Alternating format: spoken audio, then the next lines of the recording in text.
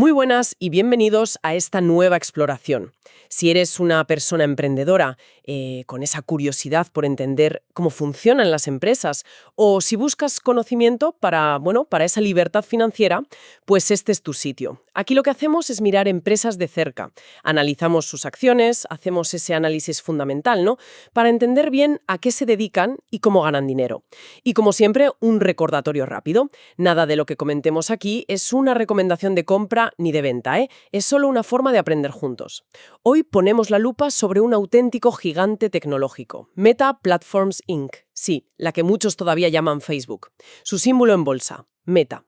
Para entenderla bien, nos hemos metido a fondo en sus informes anuales, los trimestrales más recientes, las conferencias con inversores, sus propias fuentes.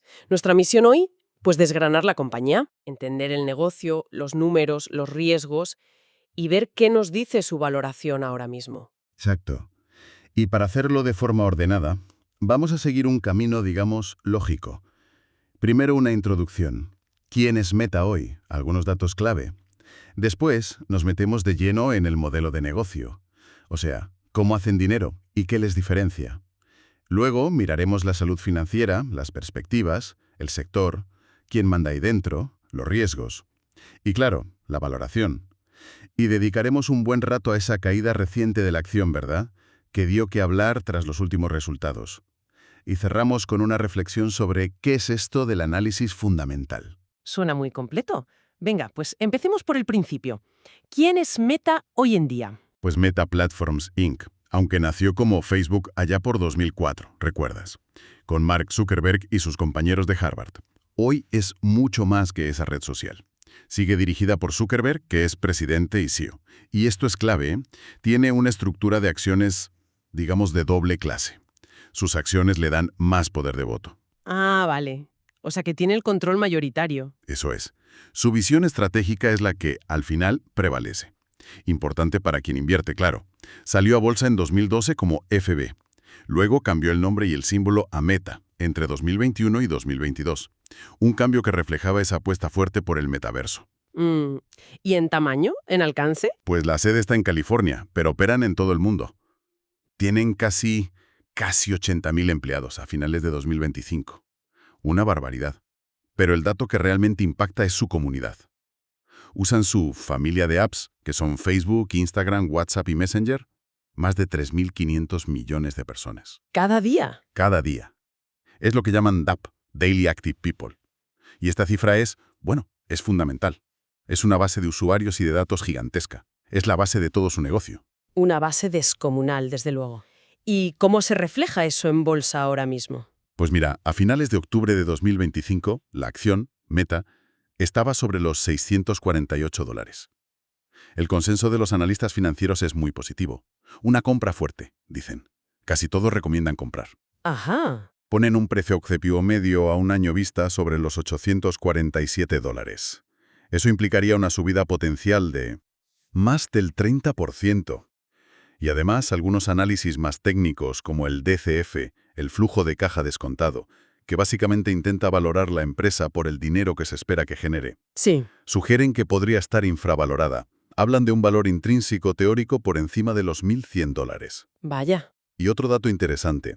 Empezaron a pagar dividendos en 2024. Ah, ¿sí? Sí, la rentabilidad es bajita, un 0,32% anual, pero suele ser una señal de madurez, de confianza en que van a seguir generando caja. Entendido. Tenemos la foto general, la situación en bolsa. Vamos al corazón del asunto. ¿Cómo funciona Meta? ¿De dónde sale el dinero? El modelo, en esencia, es sencillo pero increíblemente potente. Meta crea tecnología para conectar gente, para que encuentren comunidades, para que los negocios crezcan, y lo hace ofreciendo sus plataformas más populares, como Facebook o Instagram, gratis. Claro, eso lo usamos todos. Exacto. Y a cambio, recopila datos. Datos sobre intereses, comportamientos. Y con eso vende espacios publicitarios muy segmentados a los anunciantes. La inmensa mayoría de sus ingresos viene de ahí. Los anunciantes pagan por mostrar anuncios, por impresión o cuando alguien interactúa, un clic, una compra. El valor para ellos es poder llegar justo a quien quieren, ¿no? Edad, intereses. Justo, pueden afinar muchísimo el tiro. Edad, género, ubicación, intereses, comportamiento online. Para entender bien la máquina hay que ver sus dos grandes divisiones, sus segmentos operativos. Primero está la Family of Apps, FOA. Es la familia de aplicaciones que conocemos: Facebook, Instagram, Messenger, WhatsApp. El negocio principal, digamos. El motor de caja, sin duda. Casi todos los ingresos vienen de la publi en estas apps, aunque empiezan a sumar otras cosillas, ¿eh? Comisiones por pagos, la plataforma para empresas de WhatsApp, las suscripciones de Meta Verified. Ajá. Aquí es donde Meta invierte la mayor parte de su dinero. Sobre todo, y esto es clave ahora, en inteligencia artificial. ¿Para qué? Pues para mejorar la experiencia del usuario, el ranking de contenidos y, fundamental, la efectividad de los anuncios. Quieren que la IA haga que su publicidad funcione aún mejor. Y luego está el segundo segmento, Reality Labs, RL. Esta es la parte del metaverso, ¿verdad? Exacto, la gran apuesta a futuro. Aquí está el hardware, las gafas MetaQuest, las Ray-Ban Meta estas inteligentes, y el software como la plataforma social Horizon Worlds. Los ingresos de RL vienen de vender estos cacharros y el contenido relacionado. Pero aquí es donde pierden dinero, ¿no? Aquí es donde pierden mucho dinero. Es, bueno, un agujero negro financiero por ahora. Perdió más de 16.000 millones de dólares en 2023. 16.000 millones. Sí. Y en los primeros 9 meses de 2025 llevaba perdidos otros 13.000 millones. Y ojo, esperan que estas pérdidas sigan aumentando. Vaya tela. Entonces, ¿cómo se sostiene Reality Labs? ¿De dónde sacan para cubrir eso? Pues es simple en realidad. La Family of Apps, la FOA, genera beneficios operativos masivos. Hablamos de más de 71.000 millones en esos mismos 9 meses de 2025. Ah, vale. Así que esos beneficios cubren con creces las pérdidas de RL. La estrategia es clarísima: usar la vaca lechera actual para financiar la I+D de lo que esperan que sea la próxima gran revolución tecnológica. Me gusta la analogía que usabas antes. Un periódico digital súper rentable financiando un laboratorio de ciencia ficción en el sótano. Jaja, sí, algo así, esperando inventar la próxima imprenta inmersiva o lo que sea que venga. Pero claro, en este mercado hay otros gigantes, Google, Amazon, TikTok. ¿Qué hace que Meta siga siendo tan relevante? ¿Cuáles son sus ventajas competitivas? Lo que llamas el foso. Tiene varias ventajas muy potentes, sí, ese moat económico. La primera, y más obvia, es la escala de usuarios. Esos 3.500 millones de personas diarias. Es imbatible. Tiene el efecto brutal. Es muy difícil competir contra eso. Segunda, su dominio publicitario y el poder de fijar precios. El negocio de la publi sigue hipersano, como dicen ellos. Fíjate en el dato del APA, el precio medio por anuncio. Subió un 10% en el último trimestre. Si puedes subir precios así con la competencia que hay, Tienes poder, sí. tienes poder de mercado, claro. Tercera, su liderazgo creciente en IA. Están invirtiendo una barbaridad en infraestructura, en talento. Su asistente Meta AI ya lo usa muchísima gente. Y sus modelos de lenguaje, los Llama, son punteros. Y esta IA, además, no es solo un experimento. Mejora directamente el rendimiento de sus anuncios. Les hace ganar más dinero. Entiendo. Y cuarta ventaja, esa visión a largo plazo y la capacidad de reinvertir. Usan el negocio maduro, FA, para financiar apuestas muy disruptivas y a metaverso VR sin ahogarse. Incluso usan deuda barata para acelerar esas inversiones. Hablemos un poco más de los números, de la salud financiera. ¿Cómo van las ventas y los márgenes? Las ventas han tenido una recuperación muy fuerte últimamente. Crecieron más de un 20% interanual en 2024 y también en los primeros 9 meses de 2025. Que venían de una caída en 2022, ¿no? Exacto. En 2022 cayeron un 1%. Les afectó la macroeconomía, los cambios de privacidad de Apple, la transición a formatos como Reels, que monetizaban peor al principio, pero ahora el crecimiento vuelve a ser robusto. Viene sobre todo de FOA y demuestra otra vez ese poder de fijación de precios con la subida del APE del 10%. ¿Y hay estacionalidad? ¿Venden más en alguna época? Sí, claro. El último trimestre del año, el Q4, suele ser el más fuerte. Por la publicidad de Navidad, Black Friday, el Q1 suele ser más flojo. Vale. ¿Y los márgenes? ¿Son rentables? Porque con las pérdidas de RL... Muy rentables en conjunto, a pesar de RL. El margen operativo, que es el beneficio antes de intereses e impuestos sobre las ventas, se ha recuperado mucho. Ahora ronda el 40%. Venía de tocar un mínimo del 25% en 2022. Una buena recuperación. Sí, FOA por sí sola tiene márgenes altísimos, casi del 50%, es una máquina. Pero claro, las pérdidas de RL tiran del margen total hacia abajo. Lo que es realmente impresionante es el margen bruto, es decir, cuánto les queda después de los costes directos de vender su servicio. Un 82%. Un 82%. Eso es muchísimo. Es brutal. Indica una eficiencia enorme en su negocio principal de publicidad. ¿Y la deuda? ¿Con tanta inversión están muy endeudados? Pues mira, todo lo contrario. Tienen una posición financiera excepcionalmente sólida. Operan con lo que se llama caja neta, o sea, tienen más efectivo y equivalentes que deuda total. Ah, qué bien. A finales del Q3 2025, esa caja neta era de unos 15.600 millones de dólares. Tienen deuda a largo plazo, ¿sí? Unos 28.800 millones en bonos que emitieron cuando los tipos estaban bajos. Pero es que tienen más de 44.000 millones en efectivo y valores líquidos para cubrirla de sobra. Los ratios financieros son muy sanos. Deuda neta EBITDA negativo. Vamos, que financieramente están blindados. Blindados. Tienen una capacidad enorme y poquísimo riesgo por deuda. Con esa fortaleza financiera y mirando al futuro, ¿hacia dónde apuntan? ¿Cuáles son las grandes apuestas? La estrategia para 2025 y 2026 es muy clara. Se centra en dos ejes. Por un lado, una inversión masiva y continua en inteligencia artificial e infraestructura. Hablamos de CAPEX, las inversiones en activos como centros de datos, servidores en cifras astronómicas. Proyectan entre 70.000 y 72.000 millones solo para 2025. ¡70.000 millones! ¡Vaya barbaridad! Es una locura de dinero. Y esta IA tiene un doble objetivo. Potenciar el negocio actual, FOA, mejorar anuncios, el engagement en Reels y desarrollar nuevas fuentes de ingresos. ¿Cómo cuáles? Pues publicidad en Threads, que está creciendo, monetizar más WhatsApp Business, las suscripciones Meta Verified, y por otro lado, siguen con las apuestas a muy largo plazo. Escalar su asistente en Meta AI antes de buscar monetizarlo a tope. Y seguir empujando Reality Labs. El metaverso como la próxima plataforma. Esa es la visión. Y el hardware, como las gafas Ray-Ban, que parece que empiezan a tener algo de tracción. Saben que los riesgos son altos, ¿eh? Claro. La competencia de TikTok sigue ahí. Y sobre todo, la regulación. Las leyes europeas como la de MSA. Las leyes de mercados y servicios digitales. Exacto. Ya les están impactando en ingresos y en cómo operan en Europa. Es un frente muy complicado. Has mencionado la competencia y el sector. ¿Puedes darnos una visión más clara de esa liga en la que juega Meta?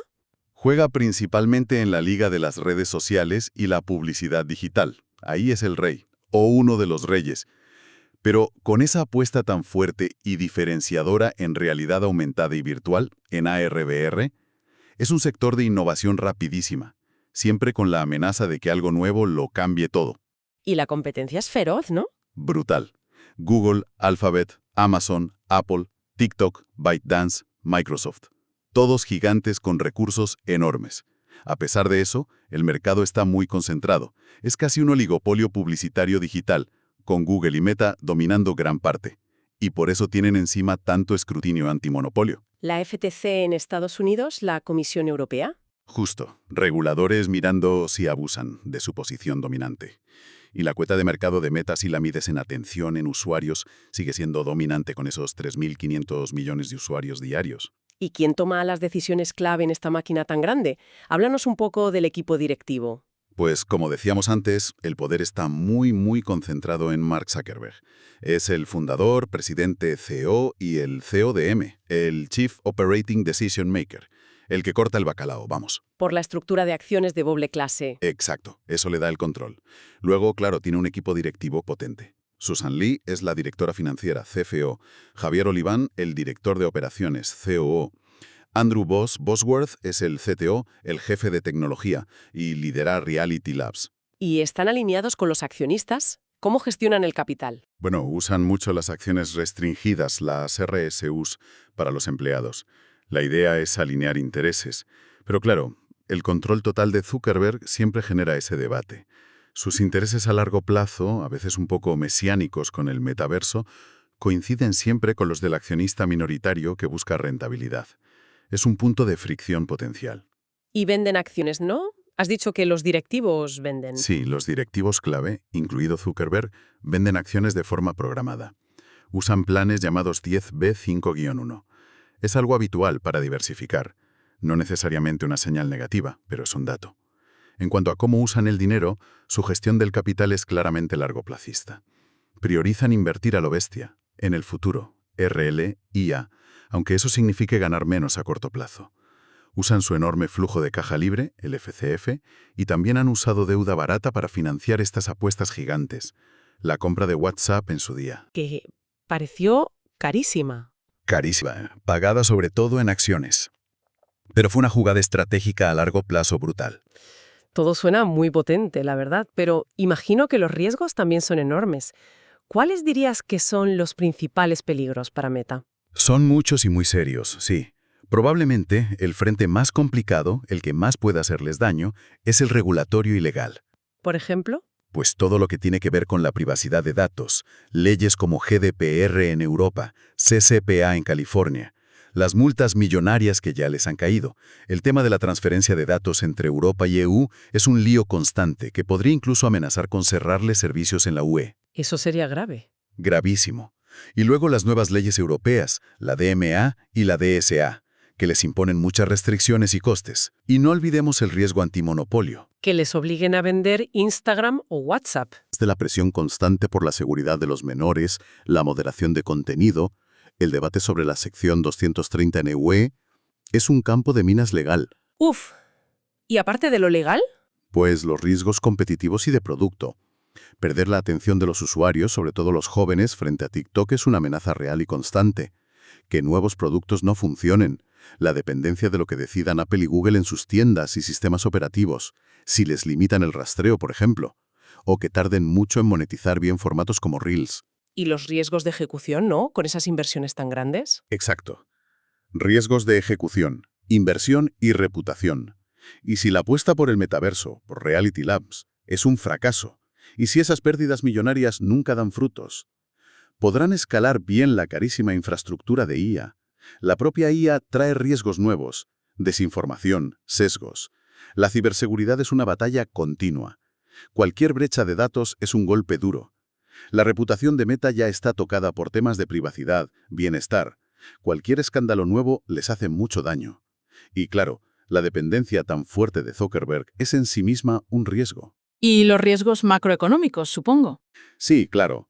Una recesión global fuerte reduciría el gasto en publicidad, que es de lo que viven principalmente. Vale, con todo esto sobre la mesa, negocio, finanzas, futuro, riesgos, llegamos a la valoración. ¿Está la acción cara o barata según los análisis que manejas? Pues mira, con los datos de finales de 2025, la visión general que se desprendía era que parecía atractiva. Interesante, cuanto menos. Como decíamos, el consenso de analistas le daba un potencial de subida de más del 30%. El análisis por DCF sugería incluso una infravaloración mayor. ¿Y los múltiplos? ¿Comparada con otras empresas o con ella misma? Pues los múltiplos como el PER, precio-beneficio, que estaba sobre 28 veces, o el EV/EBITDA, sobre 16 veces, parecían razonables, incluso bajos para una tecnológica con ese dominio y esa rentabilidad. El ROIC, el retorno sobre el capital invertido, es muy alto, más del 30%. Eso históricamente justifica valoraciones más altas. Sugiere que invierten bien su dinero. Entonces, la conclusión era que estaba barata. La conclusión general era que, según estas métricas, el mercado podría estar siendo demasiado pesimista. Que el precio de entonces, esos $648, ya descontaba muchos de los riesgos. Se acercaba a los escenarios más negativos de los analistas. La gran pregunta, claro está, es si esas inversiones masivas que están haciendo ahora en IA y en RL conseguirán mantener esa rentabilidad tan alta en el futuro. Ahí está la clave. Y esto nos lleva perfectamente a ese punto que destacabas antes. La caída fuerte de la acción, un 11%, justo después de presentar los resultados del tercer trimestre de 2025. ¿Qué pasó ahí?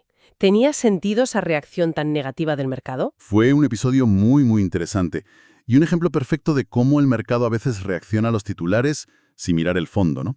El análisis de las fuentes sugiere que esa caída del 11% fue una sobrereacción, puro miedo vendedor, como se dice a veces. ¿Por qué? ¿Qué asustó tanto? Pues el mercado se asustó principalmente por dos cosas. Primero, un titular contable muy llamativo sobre los beneficios. Y segundo, el anuncio de un gasto futuro muy elevado. Pero al centrarse en eso, parece que ignoró la tremenda fortaleza que mostraba el negocio de fondo en esos mismos resultados. ¿Cuál fue ese titular contable que dio tanto miedo? El titular fue que el beneficio por acción, el BPA, se había desplomado un 83% respecto al año anterior.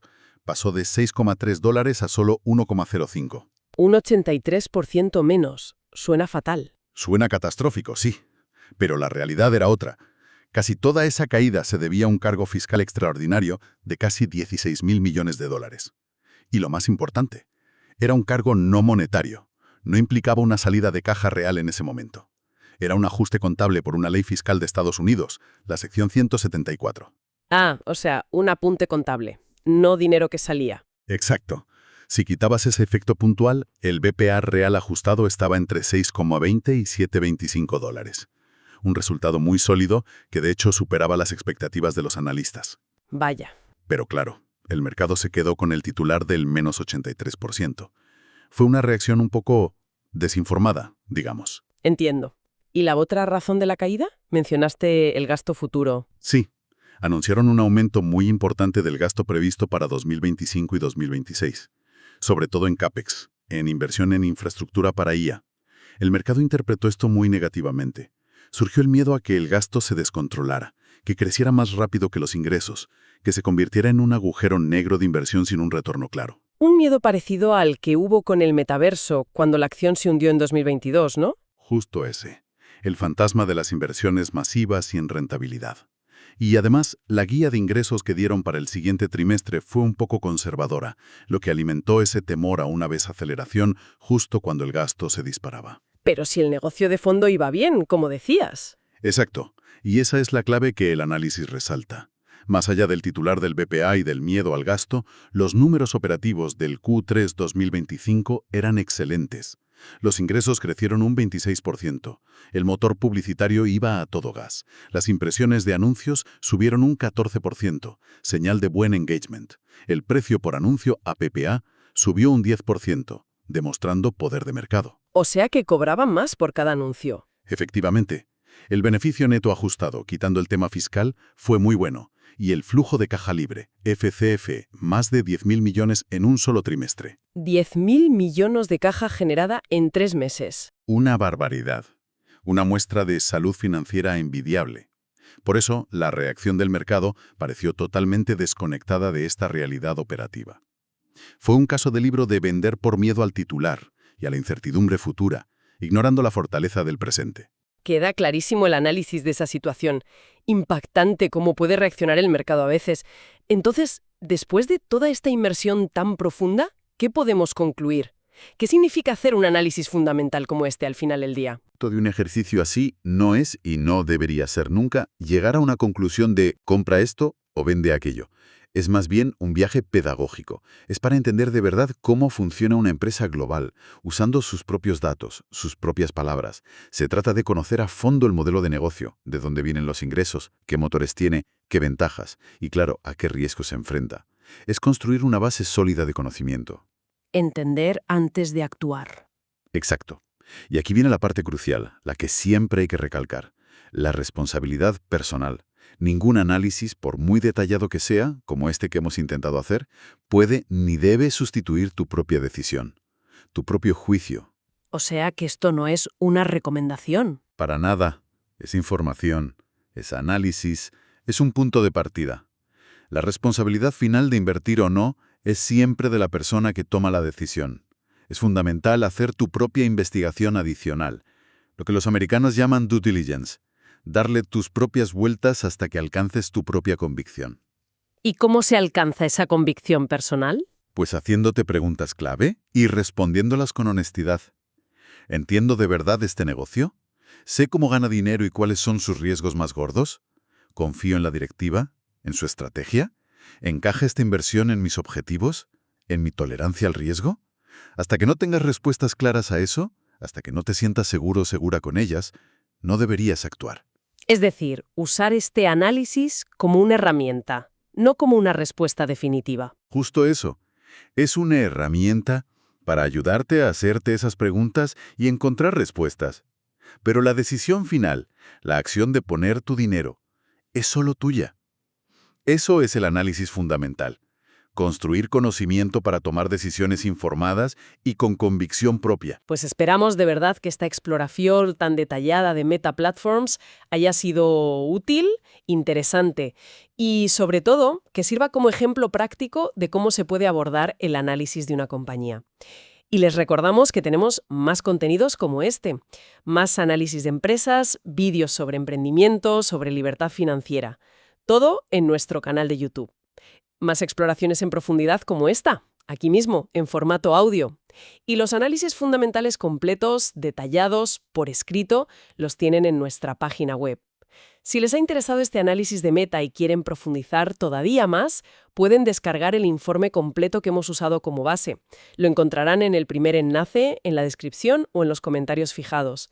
Les animamos también a seguirnos en redes sociales, donde compartimos contenido nuevo cada semana. Y si prefieren un formato más visual, pues tienen un vídeo resumen de este mismo análisis en nuestro canal de YouTube. Muchas gracias por acompañarnos en esta inmersión hoy. Ha sido un placer compartir este análisis. Nos escuchamos la próxima semana.